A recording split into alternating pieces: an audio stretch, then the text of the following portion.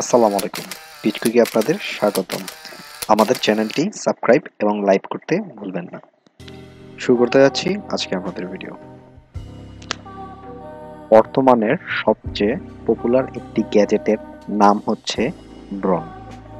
কিন্তু এটা কেনা খুব একটা সহজতর নয়। এটা খুব বুঝে শুনে কিনতে হয়। তাই আমরা আজকে আপনাকে কিভাবে একটি ড্রোন কিনবেন এর বিবেচ্য বিষয়সমূহ আমরা আপনাদের কাছে তুলে ধরব। আশা করি সাথে থাকবেন। সর্বপ্রথম আপনাকে ড্রোনের নীতিমালা জানতে হবে। নীতিমালা অনুযায়ী আপনার কি ধরনের ড্রোন পছন্দ সেটা ক্রয় করতে হবে। গভর্নমেন্ট প্রসিডিউর না জেনে কোনো কিছু ক্রয় করা, বিশেষ করে ড্রোন না কেনাটা উত্তম। তাই আমি বলবো গভর্নমেন্ট প্রসিডিউর অনুযায়ী ড্রোনের যে নীতিমালাগুলো আছে 2020-এ যেগুলা করেছে সেগুলো জেনেই ড্রোন ক্রয় করবেন। তারপর পারপাস অ্যান্ড ইউজ, কোন পারপাসে এবং কি ব্যবহারের জন্য আপনি ড্রোনটি ক্রয় করবেন সে সম্পর্কে আপনার ধারণা রাখতে হবে। আপনি কি ফটোগ্রাফির জন্য করতে চাচ্ছেন, বা কোনো পার্সপেক্টিভ কোনো উদ্দেশ্যের জন্য করতে যাচ্ছেন, বা স্লো মোশন ভিডিওর জন্য করতে যাচ্ছেন, কোনো ফুটেজের জন্য যাচ্ছেন, ফান বা মজার জন্য করতে যাচ্ছেন, ফ্রিল্যান্সের মেক মানির জন্য করতে যাচ্ছেন, এডুকেশনাল পারপাসে করতে যাচ্ছেন, না স্ট্যান্ড অন সোশ্যাল মিডিয়া মানে ইউটিউবিং এর জন্য করতে যাচ্ছেন, সেটাও আপনার মাথায় রাখতে হবে। এছাড়া বিভিন্ন সোশ্যাল অ্যাক্টিভিটিতে আপনি ড্রোনের ব্যবহার করতে চাচ্ছেন কিনা সেই ক্যাটাগরি অনুযায়ী আপনাকে ড্রোন ক্রয় করতে হবে। যেরকম ফানের উদ্দেশ্যে কিনলে যে কোনো আপনার 2000 থেকে 4000 টাকা বাজেটেরই আপনি একটা ড্রোন ক্রয় করতে পারেন। এবং ফটোগ্রাফির ক্ষেত্রে করতে গেলে আপনাকে অবশ্যই 8 থেকে 20,000 টাকার মতো বাজেট রাখতে হবে। এবং আপনি যদি প্রফেশনালের বাইরে কিছু করতে যান, যেরকম সোশ্যাল অ্যাক্টিভিটিস বা কোনো লোকেশনের ভিডিও ফুটেজের জন্য করতে যান, তাহলে আপনাকে অবশ্যই হাই রেঞ্জের ড্রোন ক্রয় করতে হবে। তারপর হচ্ছে বাজেট। আপনাকে ড্রোন ক্রয় করতে হলে অবশ্যই বাজেট ভালো রাখতে হবে। যদি আপনি বিগিনার লেভেলের হন তাহলে অবশ্যই আপনাকে 5 থেকে 12,000 টাকা রাখতে হবে। যদি আপনি ফটোগ্রাফির ক্ষেত্রে করতে চান তাহলে আপনাকে অবশ্যই 14,000 টাকা থেকে আপনার 25,000 টাকার ভিতরে করতে হবে। এবং আপনি যদি প্রফেশনাল লেভেলের ড্রোন ক্রয় করতে চান তাহলে এটা তো কোনো তুলনাই নেই। এটার রেঞ্জ যত বাড়াতে পারবেন ততই, এটা 20 আপ থেকে নিয়ে শুরু করে লাখ টাকা 1.5 লাখ টাকার উপরেও একটি ড্রোন আপনি কিনতে পারবেন। কিন্তু আপনি এডুকেশনাল পারপাসে যদি ক্রয় করতে চান বা ফান লেভেলের যদি ক্রয় করতে চান তাহলে আপনি মিড রেঞ্জের একটি ড্রোন ক্রয় করলেই আপনি পারবেন। তারপর হচ্ছে পোর্টেবিলিটি, সাইজ অ্যান্ড ওয়েট। আপনাকে ড্রোন কেনার সময় অবশ্যই এর সাইজ আর ওয়েটটা দেখতে হবে যে ওয়েটটা যেন বেশি ভারী না হয়ে যায়, আবার সাইজে যেন বেশি বড় না হয়ে যায়। এবং এর পোর্টেবিলিটি, যেমন এর মোটর, এর সামনে পিছনের যে স্ট্রাকচারটা আছে এগুলো আপনার ফ্লেক্সিবল কিনা এটা আপনার মাথায় রাখতে হবে। মোট কথা একটা আকর্ষণীয় ভাব থাকতে হবে তার উপরের ক্যাচিংটা, আর মোটরটা যেখানে থাকে, যে ফ্যানটা ঘুরে সেটার সাথে আপনার পুরো বডিটার একটা স্ট্রাকচারে মিল থাকতে হবে, যেটা আপনার মাইন্ড এবং কেনার ক্ষেত্রে স্যাটিসফ্যাকশন তৈরি করবে।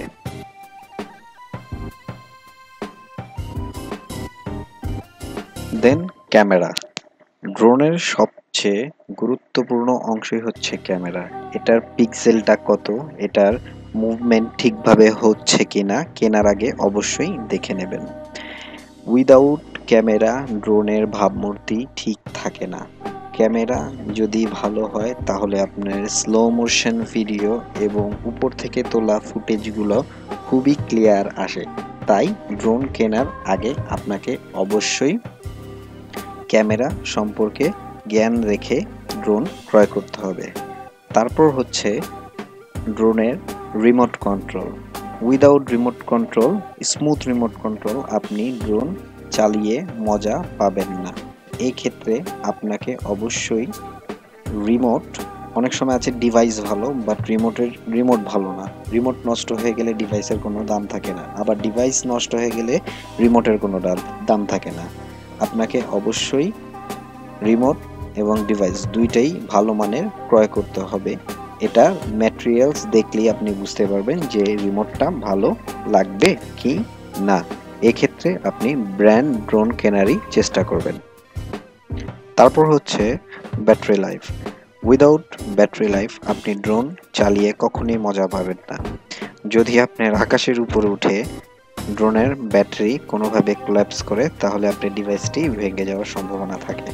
তাই যখন আপনি ড্রোন ক্রয় করবেন সেটার ব্যাটারি লাইফ কত দেখে নেবেন। সাধারণত একটা ড্রোন 5 মিনিট থেকে 10 মিনিট চলে লো বাজেটেরগুলো, আর হাইয়েস্ট আপনার 30 থেকে আপনার 50 মিনিটস পর্যন্ত ড্রোন চলে যেগুলো প্রফেশনাল লেভেলের। সো আপনি যখন ড্রোন ক্রয় করবেন তখন অবশ্যই ব্যাটারিটা কত মিনিটের ব্যাকআপ দিবে সেটা আপনি খেয়াল রাখবেন। তারপর হচ্ছে ম্যাটেরিয়াল কোয়ালিটি, ড্রোনের বডিটা কেমন, অ্যালয় বা যদি আপনার প্লাস্টিকের হয়ে থাকে তাহলে প্লাস্টিকের মানটা কি, ফিবারের না উন্নত মানের প্লাস্টিকের, সেটা আপনি দেখে কিনবেন। যদি বাই চান্স পড়ে যায় বডিটা তাহলে যেন আপনার ড্রোনটি ভেঙে না যায়। এরপর হচ্ছে মোটর মানে ড্রোনের ফ্যান, এটা কোন কোয়ালিটির, এটার স্পিড মেজারমেন্ট রিমোট দিয়ে দেখবেন এবং এর পাখাটা ভেঙে যাওয়ার সম্ভাবনা আছে কিনা সেটাও খেয়াল রাখবেন, এবং পাখাটি কি দিয়ে তৈরি, মেটাল, স্টিল, ফিবার বা প্লাস্টিক সেটা দেখবেন। যদি ফিবারের হয়ে থাকে তাহলে অবশ্যই ক্রয় করবেন, আর ভালো মানের প্লাস্টিক হলেই বুঝতে পারবেন। প্লাস্টিক চেনার সবচেয়ে বড় উপায় হচ্ছে কালার। যদি আপনার প্লাস্টিকের মান ভালো থাকে তাহলে সেই প্লাস্টিকে কালারটা ভালোভাবে ফুটবে। সো এটা একটা ট্রিক্স, এটা খেয়াল রাখবেন কেনার সময়। তারপর আদার ফিচার্সগুলো যেগুলো দেখবেন, জিপিএস এর ভিতরে রিটার্ন টু হোম সিস্টেমটা আছে কিনা দেখবেন। দেন অ্যান্টি কলিশন লাইট কি ঠিক মতো জ্বলে কি না, এটা কি পিছন সাইডে বা এটা উপরে উঠলে ঠিক মতো দেখা যায় কিনা সেটা খেয়াল রাখবেন। দেন অটো ল্যান্ডিং, যখন ব্যাটারি ব্যাকআপ কমে যাবে একটা ড্রোন কি আপনাকে ইন্ডিকেট করছে কিনা বা আপনি খেয়াল না করার পর কি ও নিজের পজিশনে আসার ট্রাই করছে কিনা সেটাও আপনাকে দেখে কিনতে হবে। দেন অটোমেটিক প্রি প্রোগ্রাম ফ্লাইট, আপনাকে অটোমেটিক সিস্টেমে ফ্লাইট কত দূর পর্যন্ত তার রেঞ্জ আছে এর বাইরে সে যাবে না সেটার এঙ্গেজমেন্টটা আগেই রাখতে হবে। দেন হেডলেস মুডটা হচ্ছে আপনার সামনে যে ফ্রন্টের যে পার্টটা থাকে সেখানে আপনি ইজিলি রিমোটের সাথে কানেক্ট হচ্ছে কিনা এটাও আপনি কেনার জন্য দেখবেন। সো আমাদের ভিডিওটি এখানেই শেষ করছি। আশা করি আমাদের ভিডিওটি ভালো লেগেছে, আপনাদের কিছুটা হলেও সাহায্য করতে পেরেছি ড্রোন কেনার ক্ষেত্রে। আসসালামু আলাইকুম। টিচকুইকের সাথে থাকার জন্য ধন্যবাদ।